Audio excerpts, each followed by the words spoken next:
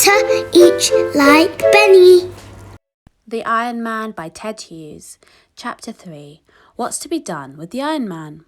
So the spring came round the following year. Leaves unfurled from the buds.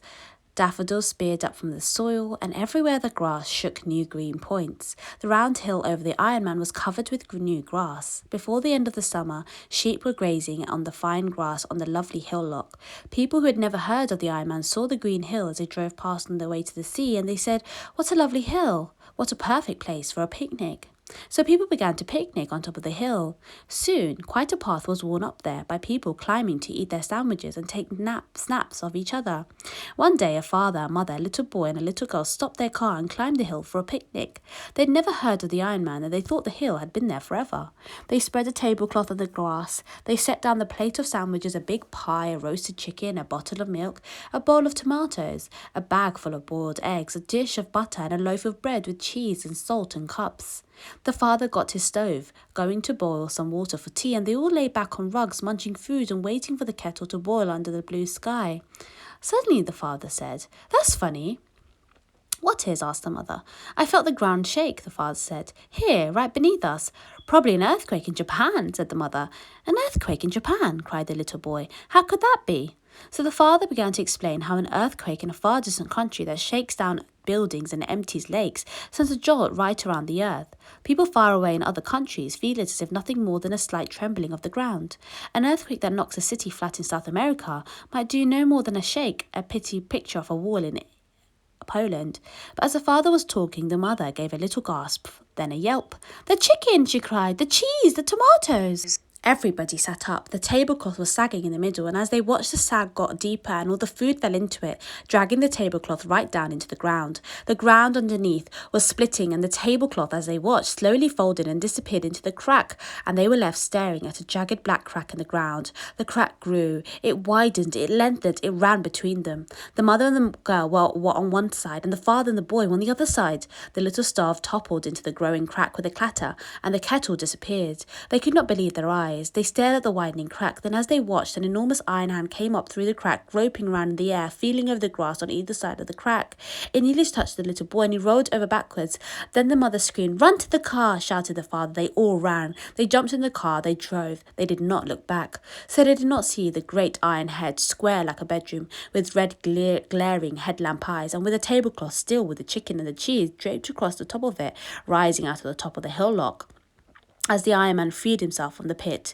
When the farmers realised that the Iron Man had freed himself, they groaned.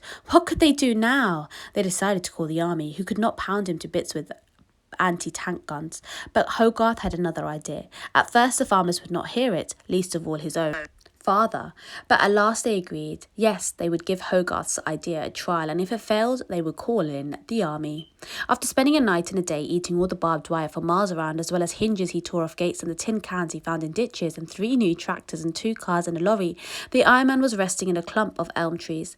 There he stood, leaning among the huge branches, almost hidden by the dense leaves, his eyes glowing a soft blue. The farmers came near along a lane in cars so that they could make a quick getaway if things went wrong. They stopped 50 yards from the clump of elm trees. He really was a monster.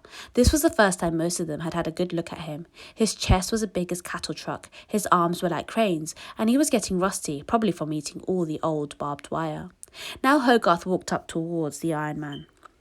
"Hello," he shouted and stopped. "Hello, Mr. Iron Man." The Iron Man made no move. His eyes did not change. Then Hogarth picked up a rusty old horseshoe and knocked it against stone. Clonk, clonk, clonk. At once the Iron Man's eyes turned darker blue, then purple, then red, and finally white, like a car headlamps. It was the only sign he gave of having heard. "Mr. Iron Man," shouted Hogarth, "we've got all the iron you want, all the food you want, and you can have it all for nothing if only you stop eating up the farms." The Iron Man stood up straight. Slowly he turned till he was looking directly at Hogarth. "We're sorry we trapped you and buried you," shouted the little boy. "We promise we'll not deceive you again. Follow us and you can have all the metal you want, brass too, aluminium, and lots of old chrome. Follow us." The Iron Man pushed towards the bows and came into the lane. Hogarth joined the farmers. Slowly they drove back down the lane, and slowly, with all his cogs humming, the Iron Man stepped after them. They led through the villages. Half the people came out to stare. Half ran to shut themselves inside bedrooms and kitchens. Nobody could believe their eyes when they saw the Iron Man marching behind the farmers. At last they came to town, and there was a great scrap metal yard. Everything was there: old cars by the hundreds, old trucks, old railway engines, old stoves, old refrigerators, old springs, bedsteads, bicycles, girders, gates, pans. All the scrap iron of the region was piled up there, rustling away. "There!" cried Hogarth. "Eat all you can."